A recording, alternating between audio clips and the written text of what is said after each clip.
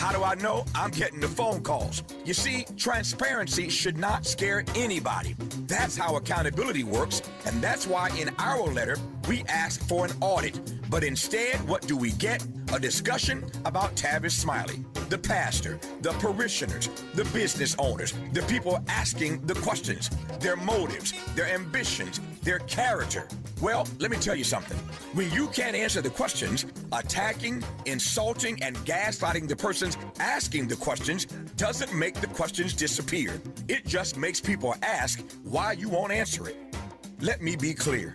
We don't want to fight with the council president. We want the project finished because the people of Crenshaw are not on the sidelines, Mr. President.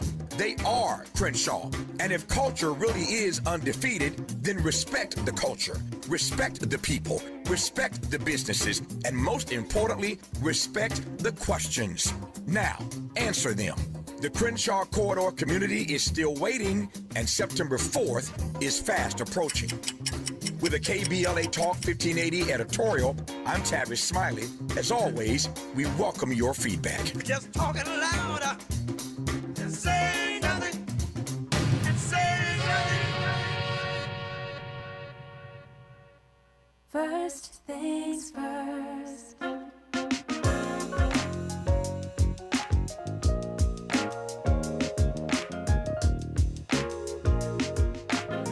Things first, it's the DU General, Money B. I'ma put you up on the schedule. 6 to 9, 8 weekdays, not 2 and 7. Let's go. We got a lot to talk about, so much to pedal through. Unapologetically progressive. Tune to KBLA 1580 to get the mess. We're your ancestors' favorite radio station. First black on talk radio, left side of the nation. Me and Dominique DiPrima go way back. Tavis Smiley making sure the station stays black. Discussing all the issues in our community. We're hosted black and brown and others find unity. So let's talk about it. Maybe we can improve it. Digital underground, always down with the movement. So we tune in. The first things first with the queen of Black Talk Radio, Dominique DiPrima. Go sis. First things first.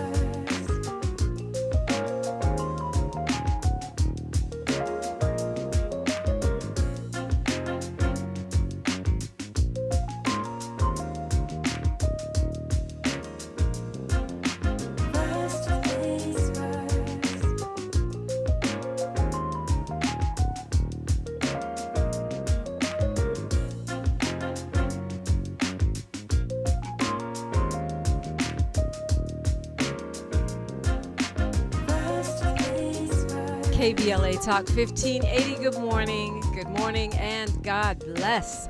I'm Dominique DiPrima. The show is called First Things First, and my first thing, you know what it is, prayer. It's always prayer, giving thanks, giving praises, and asking for blessings from the Most High, asking for the blessings of the ancestors and the elders. And let's go. Let's go. We got a lot to do, a lot to talk about, and so much on the horizon. It's a Think Tank Thursday. This is where we put on our collective thinking hats and solve things, figure things out, come up with solutions, innovations, plans, and aspirations. And I'm here for that every hour, 800-920-1580, 800-920-1580. So, hour one, what's going on? Well, we look left coast as it connects to the world. Hour two, we go national, international, and beyond. And in the third hour, we do a deep dive with a person or persons of interest. Today, we're pretty much on that schedule right now. It's me, you, mouth low, microphone, telephone, and whatever other devices you got going on. The phone lines are open every hour, but at this moment, we got a lot of time and a lot to cover. Hour two, we're going to hear from Evan Regi Bunch. He's a pastor and an activist, and we will get an update on the case of Frank Tyson, something you may not have been tracking because there's so many things to keep track of, but something that you can help with. We'll talk with Jamaica Marshall, second half of the hour, to take a look at the latest thoughts on this big meta settlement. What does it mean for the future of socials? How's it going to impact you, your kids? What does it mean for the broligarchy? Well, she might not weigh in on that, but I certainly will. She is the executive director of the STEM Collective. And then in hour three, special treat, poet, actor, musician Saul Williams joins us in studio. That'll be a fascinating conversation. I'm sure he's got a new album, and he's just an endlessly interesting artist with so much work. The new album is called Leap Life, and so we'll hear that. We'll talk about that. It's a full and fun show today. So I'm glad you're here, and I hope you stick around. Of course, you know how to find us. But if you're new here, we stream on Facebook every day. We stream on YouTube every day, both at KBLA 1580. We are on every social media platform at KBLA 1580. It's like black without the C and the K. KBLA 1580. We have an app. In case you're listening on a conventional radio and you're about to go somewhere, just switch over to the phone. You can take us with you. It's free. And if you missed any of my shows, and there have been quite a few lately that you might want to tap into, you can find them wherever you get your podcasts. They're on Spotify, Apple Music, all of the things. So, yeah, this is what we do around here. And you make us, you make us possible, really, because we're not a big corporation. We're not part of the matrix. In fact, I was thinking about it the other day. If Meta and Facebook and all of the, tech infrastructure decided to ban all of the influencers and all of the TikTokers who talk about Palestine and all of the influencers who focus on, for example, black people being found hanging from trees, or local elections, alternative perspectives. If that happened tomorrow, and it could. I remember years ago, the rapper Paris told me, don't stop relying on Instagram and Facebook to aggregate your community, your fans, your followers. But a lot of us do it. If they all shut down tomorrow, if they all kicked off all of the progressives, all of the radicals, all of the activists, tomorrow, what would we have? Well, we'd have the hood grapevine like we did before any of this technology came into place. We would have the talking drum, and we would have those black-owned outlets that do not rely solely on internet tech, right? Like the landline, the landline radio and TV stations, like the old-fashioned black community newspapers. I'm just saying, let's keep us strong. So yeah, man, we're going to be talking a lot about the billionaire tax in the weeks to come. We're just a couple months out from the election, the last day to vote. But the New York Times had a really interesting article on it yesterday. And it's pretty much what I've been saying, which is that these billionaires are willing to spend hundreds of millions of dollars, tens of millions of dollars to shut this thing down. And the weird part about it to me is that they're willing to pay way more than they would owe in this billionaire tax. Like the Sergey Brin guy, one of the co-founders of Google, he's already anteed up over $100 million to defeat Prop 40. And Sherry Bell was talking about yesterday. It's real low key. They give the efforts pseudonyms. They don't say, we're the really rich guys that don't want to pay taxes. We're the really rich guys that don't want to pay to bolster the power grid so we don't have power outages, like sustained power outages like Gary in Memphis, even though we use up more of the power grid.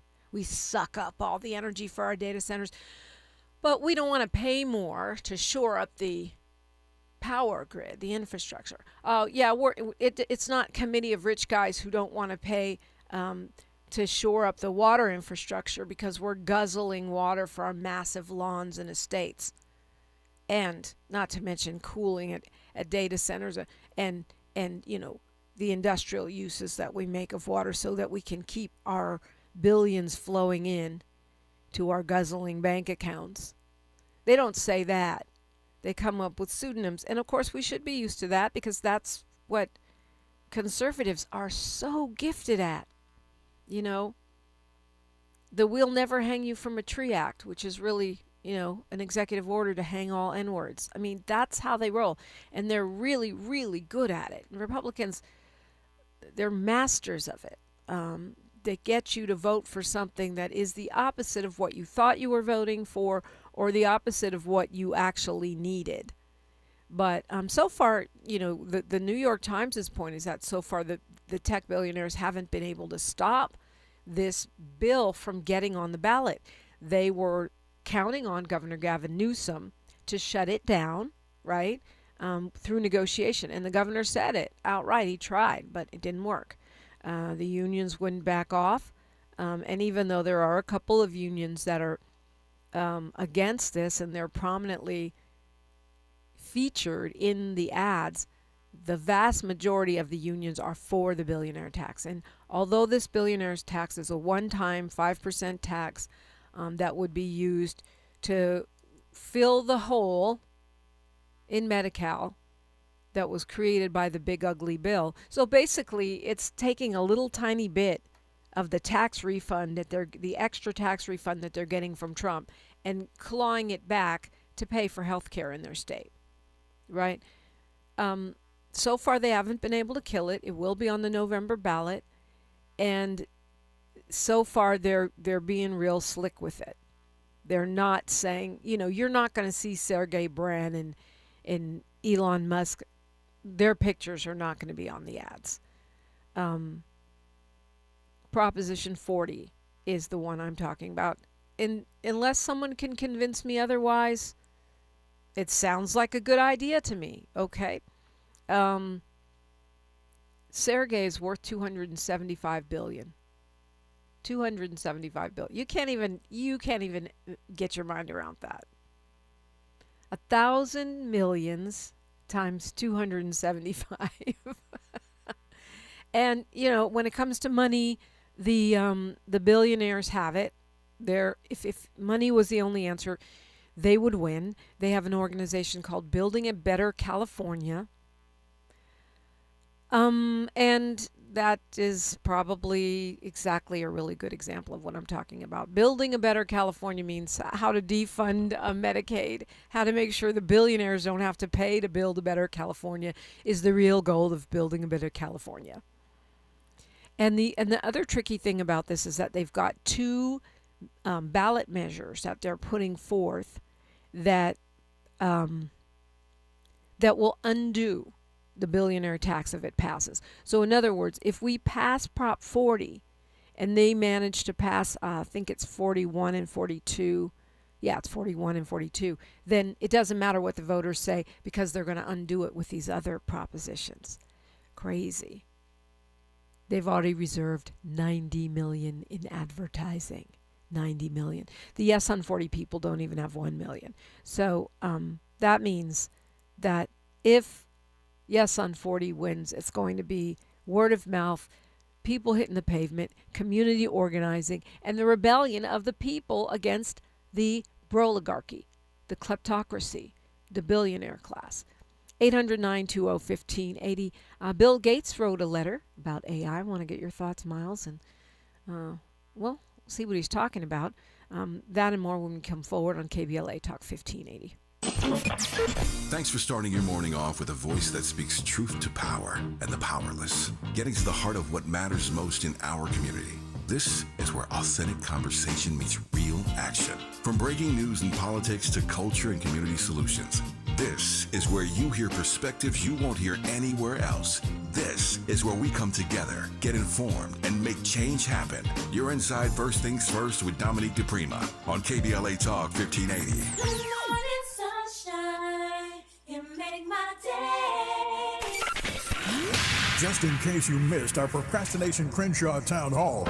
My name is Asata Umoja. I'm with the Hyde Park Organizational Partnership for Empowerment, which is at the southern end of Crenshaw. And this community has been greatly impacted. As a matter of fact, one of the things that we're most concerned about is just being totally neglected. And what I mean is being excluded from the process. When this project first started, they should have made sure that our organization, since we were most impacted, was in there. So we've been excluded, and we've seen commercial properties be taken for art projects. And we're very concerned about these are spaces that could help build economic growth and development in the community. And what this community needs more of is economic development, not art. I mean, I like art. It's a good thing.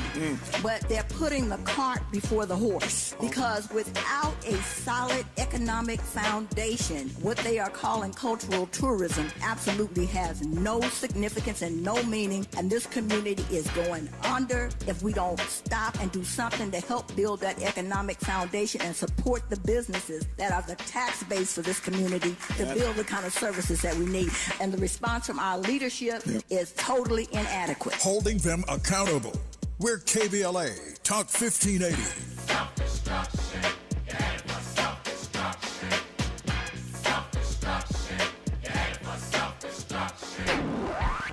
The KBLA 1580 app puts the realest conversations right in your pocket. Stream live wherever you are in the world. No static. No searching the dial. A crystal clear connection 24/7, exactly when you want it. We recommend that you keep automatic updates enabled. Set it and forget it. So the app stays up to date with store requirements, bug fixes, and new features as we roll them out. Download the KBLA 1580 app today and stay plugged into the conversation everyone's having. As a fitness coach, my active psoriatic arthritis can slow me down. With Skyrizi, Risankizumab Riza, I'm treating my skin and joint symptoms so I can keep moving. Skyrizi, a prescription-only injection for adults, helps me move with less joint pain, stiffness, swelling, and fatigue. And for those who have plaque psoriasis, 90% clearer skin is possible. With Skyrizi, there's no daily dosing. It's just 4 doses a year after 2 starter doses. Don't use if allergic to Skyrizi. Serious allergic reactions, increased infections, or lower ability to fight them may occur. Before treatment, get checked for infections and tuberculosis. Tell your doctor about any flu-like symptoms or vaccines. Thanks to Skyrizi, there's nothing like clearer skin and better movement. And that means everything. Ask your doctor about Skyrizi. Visit skyrizi.com or call 1-866-SKY-RIZI to learn more. Your ancestors' favorite radio station, and your favorite morning show host. Let's get back to Dominique DiPrima right now. Right now, there is so much going on today. There is so much going on in the weekend that's ahead, and it is an eclipse. The eclipse is today. The moon will turn red, and it's going to be, from an astrological viewpoint, it's going to be intense. See, I got my eclipse dress on today. It's a partial lunar eclipse, but it's going to be almost a total eclipse. And you can see it tonight if you, if you're ready. It's today. And it is going to amp everything up today and throughout the weekend at a time when there is national activity going on in solidarity with Carmelo Anthony. There is international activity going on in solidarity with reparations and so much more that, we talked about this festival that's happening. There are solidarity events. I think there's something like 23 cities holding solidarity events with Carmelo Anthony. And so, I would say, take it slow. I mean, show up, ante up, do what you got to do, but take it slow. So I was talking about this, I don't know if it's an editorial, an open letter that Bill Gates wrote on yesterday about AI. He says the turbulent AI era is here. The choices we make now are critical. And he's talking about the good and the bad sides of AI. But, and Miles, I know that, you have your show on Saturdays. One of the things you talk about is AI, the Do Better show. I know you use it, and you help others use it in ways that are productive. But the way he lays it out, it sounds like it could be the existential threat that a lot of people think it could be. I mean, Bill Gates is one of the tech bros. All right, and with that point right there is why I'll say I take it with a grain of salt. You know what I mean? Like it It is Bill Gates, yeah. He is, you know what I mean, in the know. He has been, even he said it himself, he's been working on, since he started working on computers when he was 13, he was talking about. And saying he's heard the term AI for decades now. I've been heard these points before, Bill Gates. Why are you bringing it up now? I think there is a level of the fear mongering going on with Bill Gates. I mean, I know it's trendy, especially for your generation and the one under, to hate Bill Gates and question everything he says. But Elon Musk used to say this same stuff before he became an acolyte of, sort of like allegedly of this AI religion cult. So, yeah, I get that, you don't love the messenger perhaps, but you could say you've heard the points before, but was it at a period of time where AI was actually infiltrating everything? Yeah, because it was doing it 4 or 5 years ago when they were making billions off of it, but now it's existential threat because now it's reaching its, I wouldn't say it's peak, but I think it's reaching the peak usage for a certain group of people. You know what I mean? There's still tons of use cases and things that we have yet to explore with artificial intelligence. And I'm not a champion for it. I'm not saying it's the savior at all. I'm saying it's a tool. It's something that's very useful. Yeah, and I mean, you always say that, and I do get it. I believe you. You've showed me plenty of evidence of Right. how the constructive ways that can be used and how smart people can train their AI to as a force multiplier for their own creativity and their own work. On the other hand, what I haven't heard you talk about is the fact that a lot of people may end up losing their jobs. The invasive surveillance aspect of it, which is what's really coming to the forefront now. I mean, true, they've been making money off of it for a long time, but the prominence of AI in everything. I mean, you can't even look at a flyer now on online without somebody. It's gone down to everybody. Everybody's, and that means. And at the same time, you've got like the OpenAI people saying, well, maybe we should slow down until the law catches up with the tech, which may never happen. I get that as well. I mean, there are, like I said, the dark side is there for AI too. Of course, I'm just saying. You're talking about Bill Gates himself right in this. I'm just saying this doesn't alleviate Bill Gates from being on what I would consider the other side of AI, talking to us about something that we're already knowing and have been taught and been, had public knowledge and have been pushing. So for Bill Gates to say it, I'm not saying that it's a falsehood, but like you said, it's the messenger, and it's like, why are you saying it now? Well, what do you mean by he's on the other side of it? Meaning that if we're trying to live in sync with the world and AI, he's somebody who will probably be more of the pro AI and less the common good in the common world. Meaning that he stands to profit from it. Pardon me? Meaning that he's one of the people that stands to profit from it. Stands to profit and benefit from it in all cases. Yeah.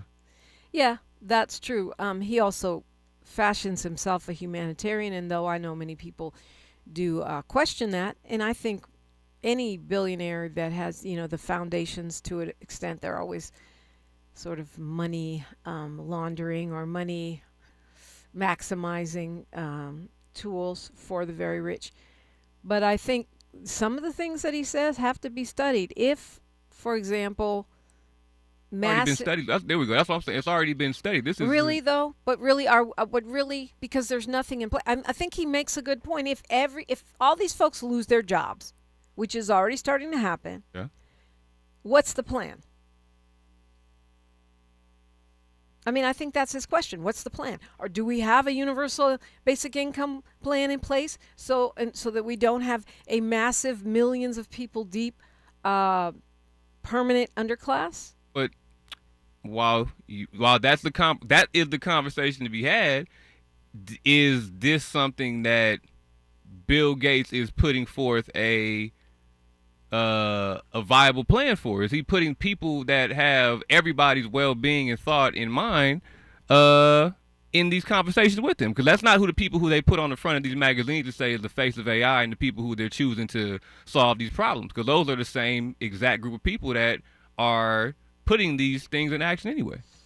Meaning they're not bringing the voices of equity, innovation, and the greater good of the human race into the conversation with these super rich people that now control the technology. I'll be more specific. Where are the black faces in AI that you're having these conversations, that are leading these conversations with you? Because we've been having this conversation for years now and solving our own, and trying to build our own infrastructure parallel next to the one that Bill Gates and everybody has put up next to it. But if you look at that Times Magazine cover they had, I think it was last year, with AI being the person of the year and all the faces that they had up there of making AI, there was none of us there who were leading this conversation. So of course it's going to lead to, this hole that it ends up falling into and looking like it's bleak when you're not having any. I mean, yeah, you think about someone like the scientist Timnit Gebru, the scientist who left Google around, racism, toxic behavior, and the fact that she felt they weren't taking seriously some of the potential threats of the technology.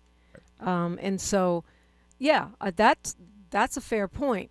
But I think it's dangerous to also just dismiss it and say, well, it's Bill Gates, he's one of them.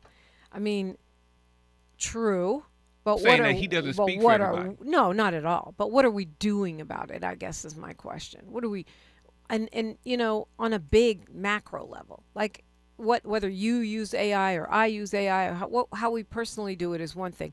What happens to the people that don't work anymore? And maybe it's all alarmism. I hope it is. I hope this is just another big Y2K. But if it's not, it's going to be a whole bunch of people. And we're already seeing it with the surveillance. So that part is definitely not a Y2K. They following you on your computer, on the flock cameras, everything. But as far as the jobs tsunami, what is the plan? 800-920-1580. We got news, traffic, sports, and then more, only right here. More of First Things First with Dominique DiPrima when we come forward.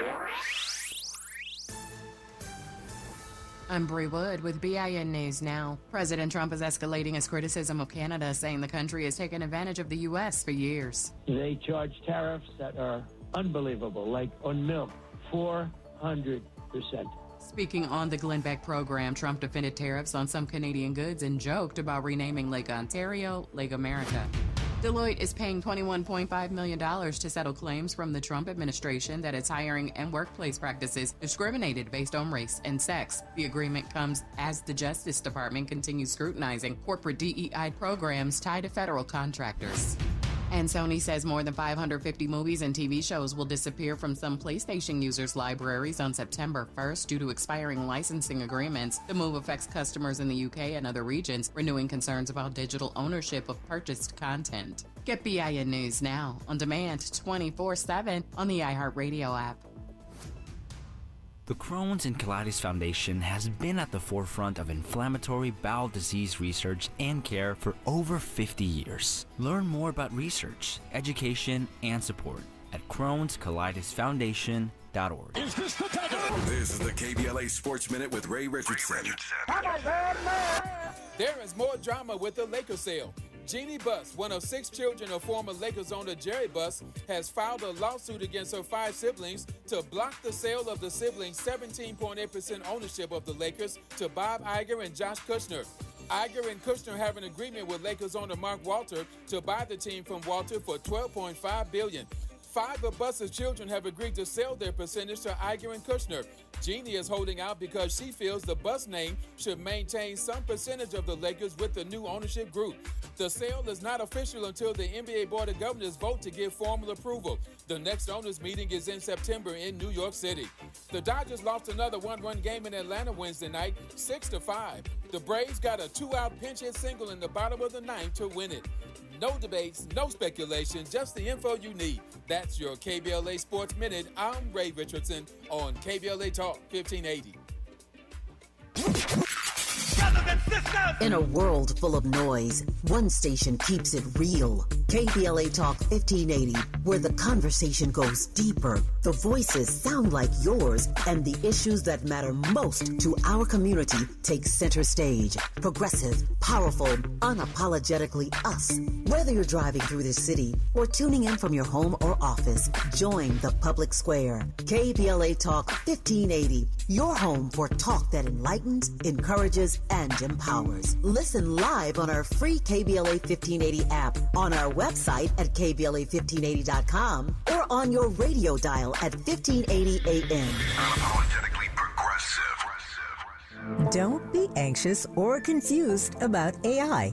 Take control of your career when you get the skills to tackle real business problems and design specialized solutions. HR Dive reported that entry-level talent with applied AI credentials can receive up to a 25% salary boost. But where do you find training that you can trust? Future-proof your career and deliver more value with Humans Lead the Way AI. Their hybrid learning courses use practical definitions, real-world examples, and strategic insights to help you and your team understand AI with confidence. No magic, no hacks, no shortcuts. Just practical knowledge that helps you use AI more successfully. Don't wait. AI can never replace people who know how to use it well. Register for courses today at humansleadtheway.com. That's humansleadtheway.com. Noise in here this evening. And close the door because we're going to party in here all night tonight. The choice is yours. They're all coming to one stage, one day, one event. Are you ready? It's the California Voices Town Hall and Ballot Forum, Saturday, October 3rd. Look who's talking. Javier Becerra and Steve Hilton, Karen Bass and Nithya Raman, Robert Luna and Alex Villanueva, City Attorney candidates John McKinney and Marissa Roy, plus Lieutenant Governor Eleni Kolinakis, Attorney General Rob Bonta, Secretary of State Dr. Shirley Weber, State Controller Malia Cohen, and other candidates running for statewide office, all discussing the issues that matter most to you. The choice is yours. You can get with this or you can get with that. You can get with this or you can get with that. Plus, a full breakdown of all the ballot propositions. This is the event where California decides. One day, all the voices, our stage turns every 20 minutes. Yeah, that's what I'm talking about. And you can't beat that with a bat. It's the California Voices Town Hall and Ballot Forum, Saturday, October 3rd, brought to you by KBLA Talk 1580 and the Community Voter Education Project. Mark your calendar now. Make plans to join us live and stay tuned for more details. All the other stations are covering the election. We're putting you in the room. We're KBLA Talk 1580, where the candidates come to you. You can get with this or you can get with that. I think you can get with this. This is where it's at, where it's at, where it's at, where it's at. Come on.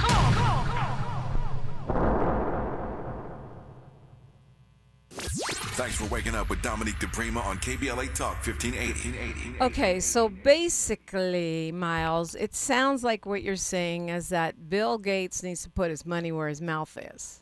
Is that a fair analysis of what you're saying? That's fair. Like I said, maybe you are right when you said it is the messenger per se, because it's not that what he's saying is wrong. It's Bill Gates, get up out my face, telling me this already, stuff that we know when you could be providing and leveraging a whole lot of things into the direction of solving these problems that you're talking about right now. Yeah. I mean, and I do agree with that, because the man could write a check right now to provide universal basic income to probably the entire country without breaking a sweat. So there is that. But on the other hand, he says, and this I was feeling very skeptical about, but he says that AI could be the greatest equalizer, right, of all time. It will be either the greatest equalizer ever invented or the worst source of injustice. The best of times, it was the worst of times. That's right. a book. Okay, well, yeah, Charles Dickens. But I mean, my point is that if you look at, back to what you were saying, who's controlling it, who's in charge, who is profiting from it, we are not in the trajectory of the greatest equalizer of all time. That's not the way we're going. It just isn't. I mean, I started off talking about, the billionaire tax. They don't even want to pay to water their lawns. You think they're going to turn AI into the greatest equalizer of all time? How do we make that happen? We make it the greatest equalizer of all time? How do we veer that way? I think it's Are we talking financially? Are we talking health-wise? Are we talking education? Are we talking? Well, it sounds like he's implying all of the above. I mean, the thing they talk about the most is food, right? Okay. That it could, which, I give that the side eye already, because when we look at what's happening with our food supply right now, right, not only the deregulation causing poop on the lettuce and, the return of chemicals that we know cause cancer, that we know can basically turn boys into girls and girls into boys. That's what Trump has put back into the food supply. And then on top of that, they're introducing the, lab grown meat coming to a grocery store near you. Like it's here now. Yeah. So when they say AI is could be the great equalizer in food, what does that mean? I mean, I think just the way we look at farming, the way farming is done, I believe, will change with AI and as the tech grows. A little more automation of your your scheduling and everything, your watering, is to take the guesswork out of gardening for you. I actually met a guy who made an app for people who do indoor farming or whatever, and they'll put their certain crops and their their microgreens or whatever on like a timer to remind them when to go ahead and water your crops that you're growing, when to snip them, when to harvest them, and how much you're going to actually yield based off what you plant and everything. And when you put that into a community system, now you have a garden of a collection of people that bring stuff to a garden, and now you can start projecting how much you're going to actually make based off what you grow. And, it's kind of all tracked based on a AI model. That makes sense? Yep, absolutely. That's a solution. That's one. It's kind of like, what I've seen of AI. I don't really use it, but what I've seen of it, I don't really use it, except where it's automatically making you use it. Right. Gemini and that. Yeah, exactly. That it can really help you organize yourself. It can help you have a quick grasp of what needs to be done and where your stuff is and how to organize it and how to utilize it in ways that would take a large staff to do if you were doing it with only people power. That kind of thing. But the question of equity to me is really at the bottom. I mean, at the foundation of my concern. Because I feel like whether it's coming from Bill Gates, when it used to be coming from Elon Musk, the thing, maybe I'm not smart enough to understand, but the thing that people say, we've had this argument on the air, AI is smarter than you, it's going to take over the world, it's our they're going to be our tech overlords. I think feels like hype to me, but maybe I'm wrong. I don't see it that way. But when it comes to the fact that we don't need workers anymore and the super rich can have robot security guards that could break your neck and driverless cars and they don't need workers anymore, they've got bots and AIs, then the human misery that could result from that's what I worry about. Right. And I've heard the point that Bill Gates brought up. I've heard brothers like Rizza Islam and 19 Keys talk about for years, saying that we should have a robot and an AI tax. So based off the credit usage, based off the machine usage that you have, there should be a tax based off of that goes back into the general fund for sure. The tokens, which is what you use to pay to use the AI the credit stuff. tokens. Yep. Yeah, credit tokens. Yeah, and that makes sense. But of course, they're going to fight it tooth and nail, just like they're fighting the billionaire tax. It's wild to me that you could be so greedy that you could live in a beautiful city like LA or New York and see people starving on the street, but you don't want to reduce the number of billions. Not even billions, number of millions. That you're a billionaire, but you can't break off a few million for the greater good. And I've seen articles, well, they're not liquid and all of this money is not just sitting in a pile somewhere.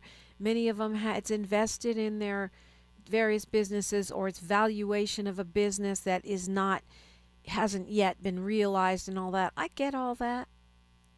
Which is why I suggest, I'm not a professional or anything, but it's my suggestion. Yes, I suggest that instead of taking the fear part of what Bill Gates is talking about in this article, I suggest that we figure out and put our brains together and figure out how we can make this some sort of a great equalizer and make some pivot in our personal lives, in our collective lives, in our communities with the quick, fast, and the hurry while the technology is available to be the great equalizer that it could be for even just one or two of us. Because there's going to be a time very soon that they put these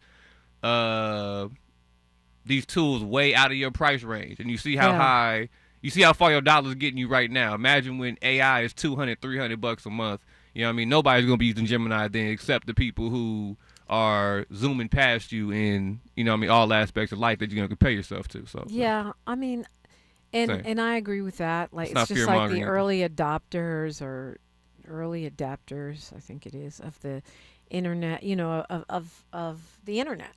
You know, some people really got rich, some people really did well, started businesses, and good for them. But I think one or two of us ain't it. We still have to think about the collective.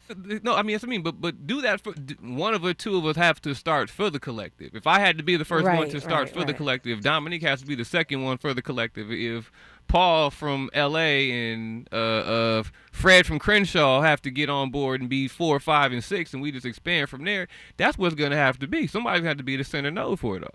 Yeah.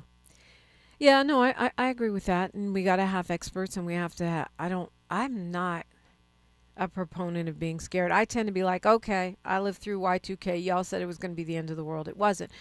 But when it comes to equity in the current, especially in this country, the current environment where the billionaires are money maxing, it's just the idea of equity is basically illegal at this point. How does AI become an equalizer? We can be creative about it. We can be innovative about it. We can put it to work for our own good, as you've said.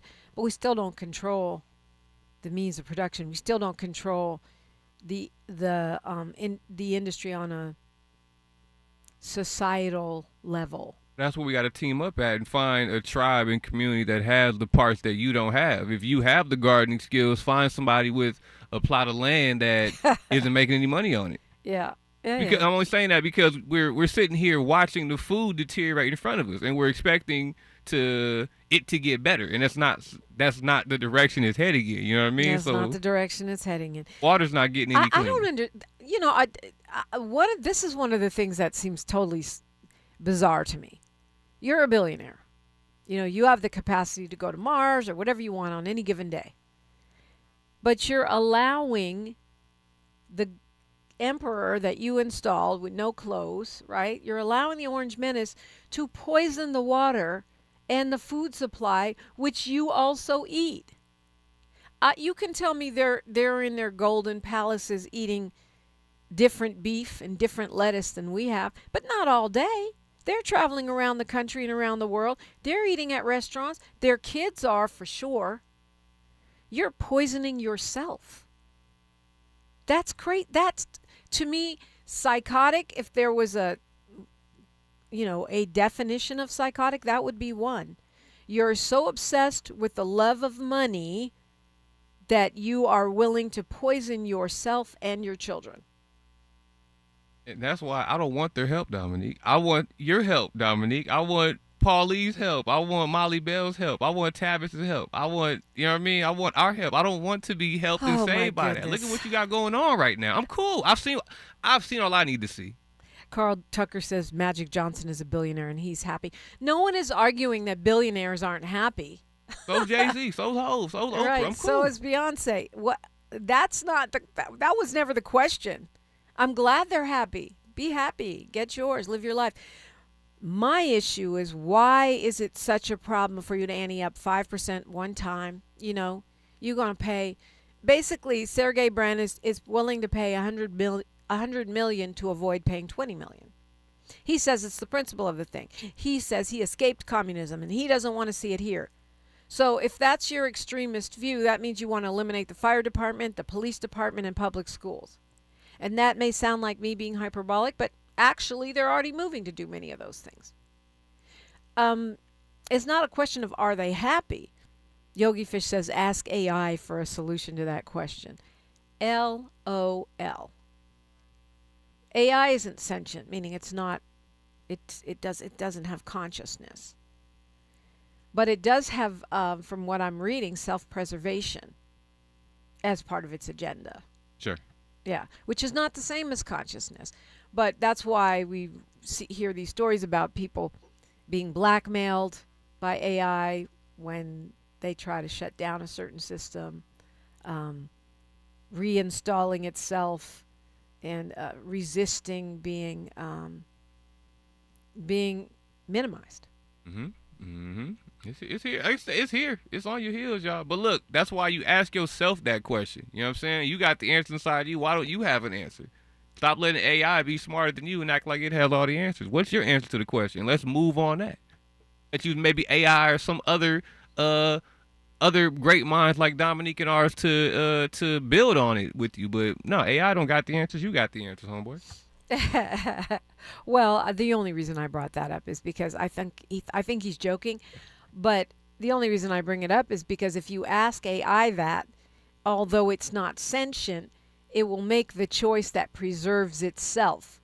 So what it's going to tell you, and maybe not every, app or whatever, but based on what I'm reading and what I'm aggregating in my own very adequate human brain, is that its answer is going to be biased based on its own self-preservation, the AI's tendency towards self-preservation. It will prioritize itself over you, humanoid. 800-920-1580 if you want to weigh in. You're listening to KBLA Talk 1580. You can't fix what you won't face. And we face it every day. This is KBLA Talk 1580. Just in case you missed our Procrastination Crenshaw Town Hall. Seriously speaking, every Saturday when I hear the program about Altadena and how it may not come back, that's happening to us. This is the largest land grab since the gold rush in California. We have an EDD property, 59,000 square feet. Our elected representative determined that she should write a bill that would declare it to be surplus. So now guess what we're getting? Affordable housing. So I hope that we can start listening to one another, because there is a domino effect. If you don't care about us, guess what? We won't be here and then you won't be here. Not letting them get away with anything. We're KBLA Talk 1580.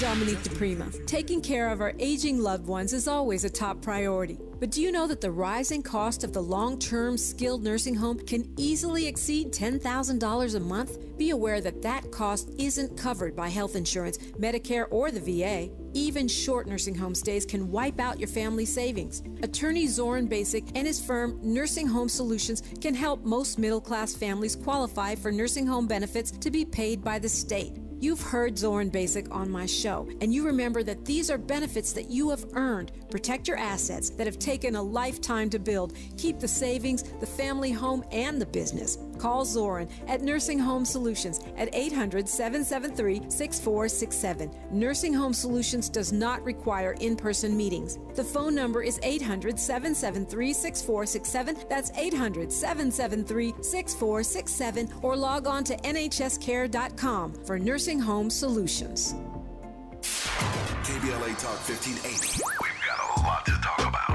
KBLA Talk 1580, connecting you with services and solutions. The Michael's Daughter Foundation is dedicated to inspiring youth and resilience through storytelling, arts, filmmaking, and enrichment programs for youth and families in under-resourced communities and system-impacted individuals. The Michael's Daughter Foundation is a 501c3 nonprofit providing free and low-cost arts programs to youth and families from under-resourced communities, both system-impacted youth and those affected by the incarceration of a loved one. 1 in 43 children in America have a parent incarcerated. 70% of those children are expected to end up in prison. Through filmmaking, animation, theater, and writing, they help young people express themselves, build confidence, and imagine new possibilities. Beyond the arts, they offer financial literacy workshops, emergency support, and scholarships. Because thriving takes more than talent, it takes access. To learn more about the impact of Michael Daughters Foundation and how you can be a part of the movement, please visit their website, michaelsdaughterfoundation.com. This is a community call to action from KBLA Talk 1580.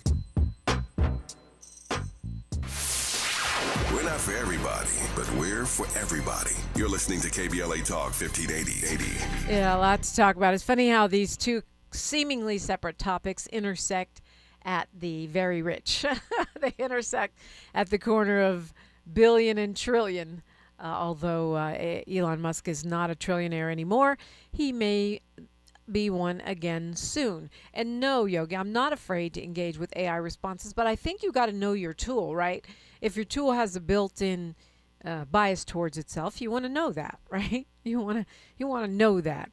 And so I think, I'm not trying to be alarmist. I really am not. I encourage you to learn whatever you can. And but I do think that as activists, and this is a Think Tank Thursday, so we can engage our collective wisdom. That as activists, as movers and shakers, and even as workers in the AI space, which you are, Miles.